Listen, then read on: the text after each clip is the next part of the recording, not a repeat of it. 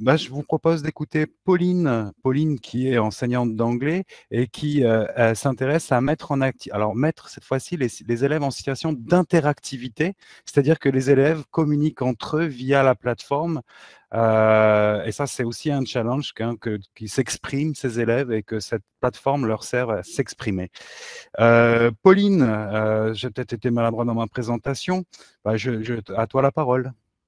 Alors, je ne sais pas si on m'entend assez bien. Je vais partager mon écran pour vous montrer directement, alors pas forcément sur la plateforme, puisque je m'intéresse à la question des forums sur la plateforme. Et donc, j'ai fait des imprimés écrans tout simplement pour vous montrer des extraits pour éviter de passer de classe en classe et de forum en forum. Donc, la question du forum, c'est d'abord trois questions différentes. On a des forums qui sont guidés, semi-guidés et des forums libres. Alors, si je reviens au forum guidé, tout simplement, au départ, c'est la première étape. J'ai commencé comme ça en tant qu'enseignante en utilisant It's Learning, en demandant d'abord aux élèves de lire un texte, regarder une vidéo et répondre à une question posée en choisissant une réponse. Donc, c'est la première étape. Donc, les élèves ont appris à utiliser ces forums par ce biais-là.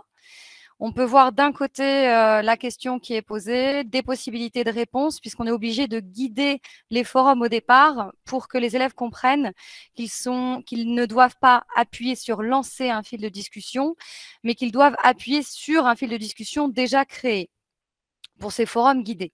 Donc, on voit plusieurs réponses d'élèves. L'intérêt est ensuite de revenir en classe pour créer l'interaction, revenir le lendemain si c'est fait en classe ou si c'est fait hors classe, de revenir sur ce qui a été publié avec soit une publication, soit plusieurs publications, et puis dépendant de notre matière, de revenir sur des points de grammaire ou de revenir sur des explications.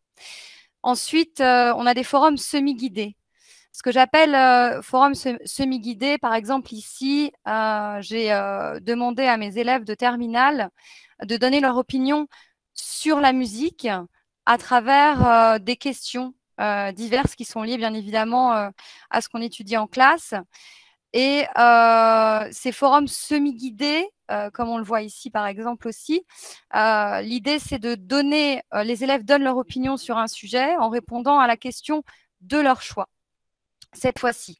Donc, des élèves qui vont avoir un niveau peut-être plus faible. En l'occurrence, je suis professeure de langue, donc on a des niveaux parfois hétérogènes dans les classes, vont pouvoir répondre par exemple à une question en l'espace de 10 minutes si je le fais en classe, pendant que d'autres vont répondre à 4 ou 5 questions. Certains vont choisir des questions qui vont être plus faciles que d'autres. D'autres vont choisir des questions un petit peu plus difficiles. Certains vont répondre avec 20 mots, 40 mots, 50 mots, 60 mots, etc. Donc, on est aussi dans le respect du niveau des élèves et des apprenants qui, en fonction des questions posées, de la difficulté ou non des questions, vont se sentir à l'aise sur ces forums. Plus aux élèves, c'est l'idée de challenge. Donc, on a lu un texte ou on a regardé une vidéo ensemble et on demande aux élèves ensuite de défier un de leurs camarades de classe par le forum en lui permettant de poser une question. Donc, il va défier, je mets au défi tel élève de la classe de répondre à ma question. Donc, non seulement il va poser une question à son camarade de classe, donc il va la créer lui-même, et en plus, il va choisir un élève de la classe qui va être obligé de répondre à sa question et ainsi de suite. Donc, il y a une interaction qui se crée et c'est quelque chose qui a très bien fonctionné, un exercice que j'ai fait en seconde, première et terminale. Donc, la consigne, c'était après le visionnage de la bande-annonce, défier un camarade de classe en lui demandant de répondre à votre question. On a aussi dans les forums semi-guidés, alors là, on ne le voit pas dans la consigne, mais deux parties de consigne. Une première partie où on demande à l'élève ou aux apprenants de répondre à une question posée, comme ici, est-ce qu'on se sent féministe? Est-ce qu'on connaît certaines femmes qui ont du pouvoir, certaines icônes, des role models? Et donc l'élève doit répondre à la question pendant la première partie du temps, et dans la deuxième partie du temps, il doit débattre avec un élève sur une des questions qui ont été posées. Ce qui va permettre à l'élève de ne pas être forcé de répondre forcément à telle ou telle question, puis il a déjà le choix, comme on le voit ici, entre 4 questions. Et d'un autre côté, dépendant de la compréhension de la réponse d'un de ses camarades de classe, il va pouvoir choisir la réponse d'un des camarades de classe, dire s'il est d'accord, pas d'accord, et devoir justifier sa réponse. Donc, pour organiser des débats, c'est très intéressant. Après, vous le verrez dans une prochaine slide, le professeur l'enseignant a un rôle de créateur, mais d'animateur aussi très important sur ces forums. Donc là, la consigne était, après avoir posté votre opinion, répondez à l'un de vos camarades de classe pour débattre avec lui ou elle. Alors, les forums libres, c'est une autre approche. Donc ici, on avait une lecture de texte, ça peut être aussi une compréhension orale. Et on demande aux élèves d'être créateurs. C'est-à-dire que je n'ai créé aucun fil de discussion cette fois-ci. C'est aux élèves de créer des questions. Donc, ils vont écouter la vidéo ou alors ils vont lire un texte et ils vont devoir créer une question et leurs camarades de classe, par la suite, vont choisir une réponse une question à laquelle ils aimeraient répondre. Donc, ça crée une interaction beaucoup plus importante puisque c'est les élèves eux-mêmes qui ont créé les questions. Et parce qu'on les voit ensuite en classe et parce qu'on débat aussi en classe et on échange et on revient sur ces forums en classe, qui est très important pour l'interaction, les élèves ressentent une certaine fierté dans le partage de ce qu'ils ont créé, non seulement comme question, mais comme réponse également.